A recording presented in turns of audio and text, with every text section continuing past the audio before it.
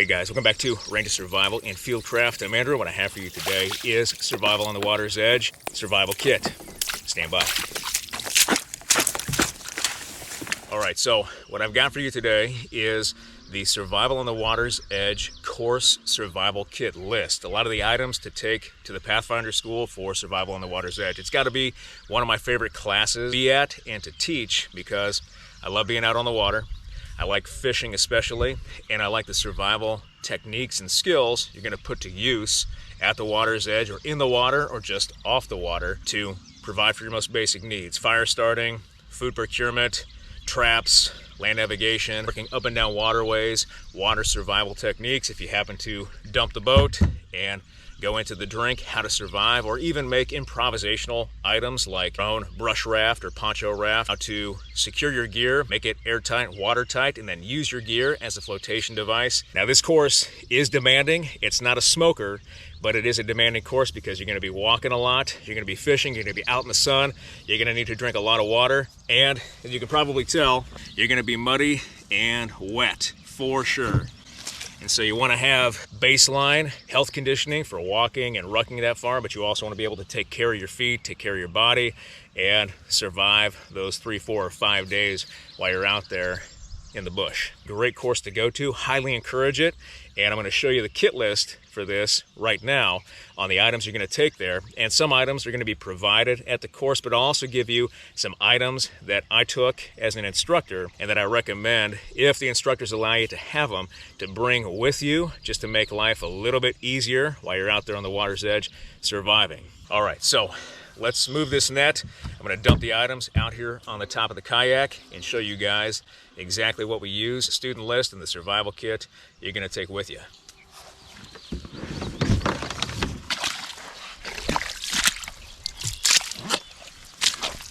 All right, so real quick, off camera or behind the camera, we've got a 30-liter dry bag, or 20 to 30 liters. So you guys can see it says 30 liters right there at the bottom of the label. And this dry bag is made by Pelican. It's actually got back straps on it, which are all muddy and nasty now, which is awesome. And it's got some molly webbing here with an outside attachment where we can actually put some gear, just open up that zipper pouch and throw it in. But this is just a regular dry bag configured for individual carry. As you guys can see, all nice and muddy now.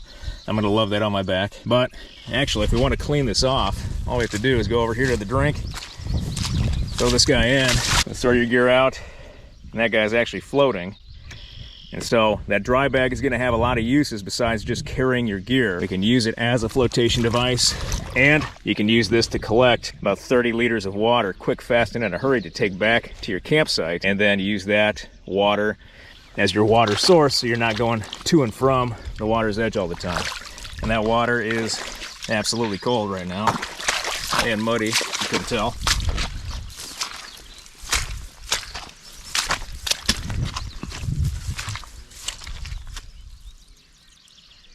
All right, so that first item is that dry bag that I've got right here next to the boat. I'm going to try to do the gear layout on top of the boat so everybody can see. And it just makes sense to have it up here as opposed to down in the mud. And in no particular order, we'll start with this right here. So we've got a sniper veil. Recommend either wearing this or having it readily available to throw over your head. The sun is hot right now, and obviously you're going to want something for shade to keep that sun off and then block the sun and protect your skin, of course. But this net or veil can be used as a net, a scene net or an improvisational net to get small minnows or fish or bait. And it can be even used as a strainer to strain this nasty water out here on the water's edge.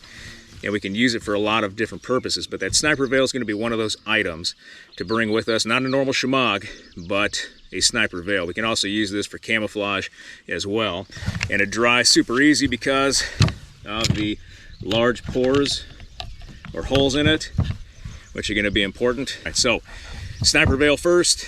Next, we're going to need a knife. I would recommend bringing your bush knife, whichever knife is your favorite, obviously, or whichever knife you want to work with. But because you're going to be at the water's edge, you probably want a knife that's not too expensive, one that doesn't have a wooden handle that could rot or absorb that moisture when you're in the water, if you're not stowing it in your dry bag, that is. We've got just a Mora Companion right here, a staple of basic survival kits, especially at the Pathfinder school. Even added a Turkish head knot back here for grip.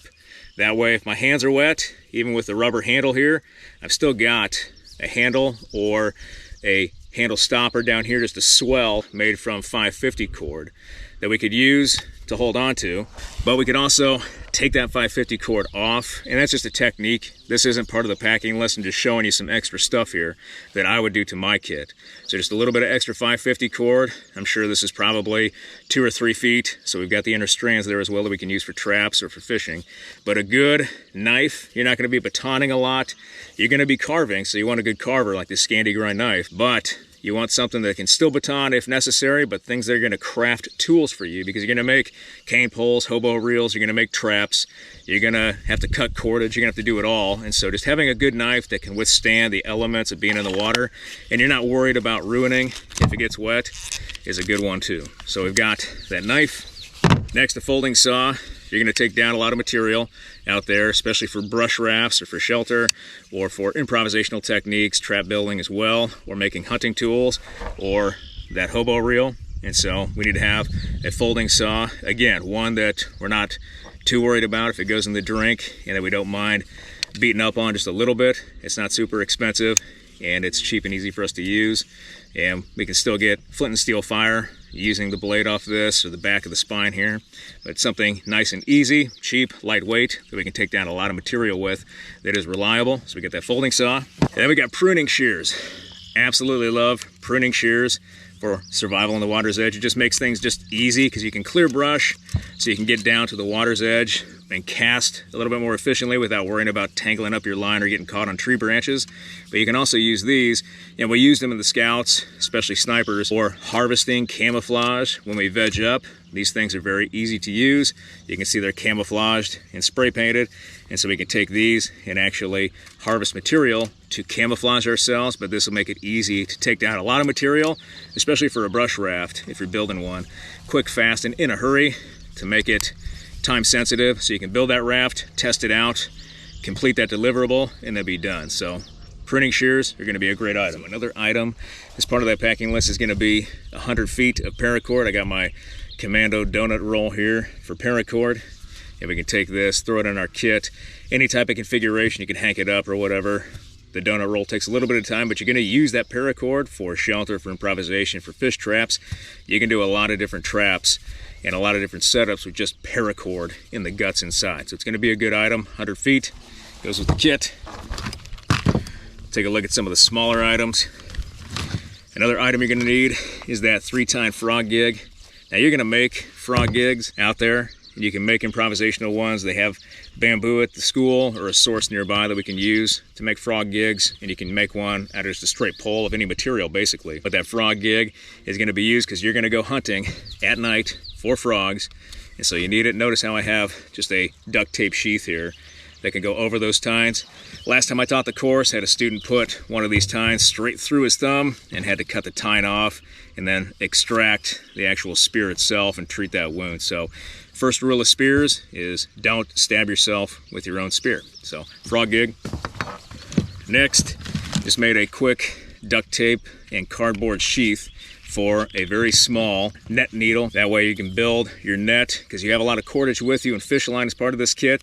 You can use that needle to make nets very easily. It saves time, so we're not out there carving net needles. We could obviously do it with our Mora knife and our saw, but we want to have one ready to go to learn the techniques. It's not necessarily about bushcraft as it is about survival and then just net making. So we've got a net needle right there, and then 2 rolls of Bankline. One is number 36 and the other one is number 12. So you're going to use that 36 for construction improvisation, but you're going to use that small gauge cordage for traps and snares at the water's edge. And then obviously tarred mariner's line is going to hold up in the water a lot longer, especially a lot longer than that 550 cord. So we want to have that Bankline for traps and construction, especially if it's going to be submerged or in water for a long period of time. And we've got that right here with number 36. And number 12, obviously you want a headlamp. That headlamp is important. It's on the packing list. Bring extra batteries because you're going to hunt every night to get food as part of your deliverables and then exercise a lot of the skills that you're taught at the course. So bring that headlamp so you can see in the dark and free up your hands. And obviously your compass will teach a little bit of signaling, not a lot. And so you want to have just a compass that can use as a basic land navigation tool so you can move out and find different points and move from water source to water source or measure waterways and their change over time. But then you have that signaling mirror that you can use with the sun's rays. Everybody gets one as a signal, and then just a basic land navigation tool. A lot of survival on the water's edge is oriented on traps and improvisation and survival, not necessarily land navigation, but it is still a large component of the course itself. So we have that. Next, you've got about 25 feet of number 4 picture hanging wire. We're going to use this to make snares. Those snares are great for at the water's edge, but then off the water's edge up onto the land, you're going to have a lot of animals that go down to the water, obviously to get a drink. And so you're going to have opportunities for snaring small game, especially rabbits or game that come in and out of the water that are small. So anything that goes in and around the water's edge, squirrels, rabbits, small game, you can go after, and then even use this for underwater traps as well. But mostly it's going to be land-based traps at that water's edge where those animals are canalized and they can't move left or right, or you can add a little bit of funneling and then set up the snare with a spring pole or a basic snare, and you'll have a small game treat ready to go. Once it hits your trap and activates, it gets snared up. So we've got snare wire. Now as part of our shelter components, before everything falls in the mud here, now as part of our shelter components is a poncho, which just went in the mud, so it's all nasty now, which is fine. It's a poncho, it's waterproof. So we got a poncho for improvisation. You will make a poncho raft and you will waterproof your gear to use it as a flotation, but that poncho can also be used for shelter. And then in conjunction with that, you can have a tent, or in this case, a hammock to string up. It's just an Eagle Nest Outfitters hammock to string up and get up off the ground, get dry, especially in a wet environment. Part of water survival or swampland-based survival, I'll move this for you, is gonna be getting up off the ground and getting dry and protecting our feet, especially because we're standing in ankle-high mud water right now. We want to take care of our feet as best as possible. But we got that hammock to get up off the ground, get a good night's sleep, and then attempt to get dry. All right, so now let's get on to some things that I would bring and things that are kind of implied as the course list. Obviously, we're gonna wanna have water, and I would definitely bring that grail for your water because you can just go right out here, strain it first, get all the turbidity out of it, and then filter it within 15 seconds with your grill, and you've got water right there. It may also behoove you to have a Camelback to store that extra water, of course. We've got our 30-liter dry bag, so we've got a water source right there. Once we strain it or just take it, we can filter it with this and drink at will. I would also bring a wet weather jacket or some sort of outerwear in case it does rain. It's the summer months, and so having something to protect ourselves and help stay dry a little bit and insulate us a little bit from the wind and the rain is going to be important, so have that rain jacket. Then I would also bring that good old faithful canteen and cup set. Here's just the Pathfinder canteen cook set. All it is the canteen, the cup, and then the stand for the fire. So we can use this, drink water, fill this up, use it as our main source, which I'm going to drink from right now. Then we've got the new canteen cover with it as well, made out of mil-spec material. Got the molly on the back so you can attach it to your belt or to your kit if you want. But that canteen and cup set is going to be great for storing water, but then also boiling that water over a fire if needs be. Next, as part of that small kit or recommended items, I would bring a boonie cap because the sun is out and you don't want to burn your ears at the back of your head or have that weird half smiley face from the back of your cap right here on the back of your head. So bring a boonie to protect your head. Next, something I would bring is a carabiner for attaching different things. You're going to be at the water's edge. If you take a carabiner off and put it on your belt, it'll be a lot easier to hook things to your belt and keep them up out of the water. I've got my car keys and everything on my belt right now with another carabiner. So having a carabiner is going to be important. It doesn't have to be this big. I would also bring maybe a longer line Typically, with waterborne operations, we're going to have ropes for rope bridges and stuff like that. But we also have rigging sets, and part of those are going to be tubular nylon webbing, which I think is great because it works well in the water with the fisherman's knot, and we can use this for a Swiss seat as a mooring line. We can also use it to help set up traps or stake something off to the shore if we've got something out in the water that we're moving to, or we can use this as a drag line, toss it out to a person that may be struggling in the water, and then pull them to shore. And so it's going to be a safety device as well as a multifunctional tool that will help us with trap, shelter, waterborne operations, all that kind of good stuff. Now the packing list calls for a hatchet. I'm not a huge fan of hatchet this time of year because I think a machete is easy enough, and this is just a cheap machete that works well, carbon steel, that we can use. And it's actually a Spanish model, and it's just cheap, easy. You can tell it's been used and abused a lot with the rust on it, sharpened up at the edge just a little bit. I'm not worried so much about keeping this clean as I am just making sure that edge is sharp and that it's all in one piece so I can use it to take down material. Out here with the greenery and the small saplings that you're going to cut for a brush raft, I think that this thing is going to be a lot better bang for your buck than a hatchet, but I understand the school principles. The hatchet's probably a little bit safer than a machete with, 12, 15 students out there with foot-long machetes trying to go after small vegetation or saplings all in the same location. You're bound to get hurt. So that's why we have the saw as well, but I would opt for a machete. Now, stick to the packing list and bring the hatchet, but I'm just letting you know I would take a cheap machete if I was me, which I am. A few more smaller things, I would definitely bring some sort of pocket knife. A clip knife would be best, but you want one that's probably going to open up one-handed for you. That way you can open it up if you're in the water trying to tread water and you have to cut something away for whatever reason. But something like this would be great. You can carry a small Swiss Army knife or whatever you want. I've got a small cold steel fin tied down in my pocket right now, and I'm going to use this out here today. But notice how I have it tied down right off to my belt, so if I go in the water and this thing comes out, I'm not going to lose it. And that's what I would use that small hank of paracord for that I keep in my pocket, is just to make a tie down for my knife and waterborne operation so I don't lose it in the drink. The knife, one that we can open one-handed. The kit also calls for a small roll of 8-pound tensile strength fishing line. So I've got just a small spool here that fits nice in the kit. It looks good too. Put a line on it. I'm gonna use the fishing line a lot for traps and going actively fishing. Bring that. I'm just showing you this, a small terminal tackle kit with a little bit of extra line, bobbers, sinkers, and hooks.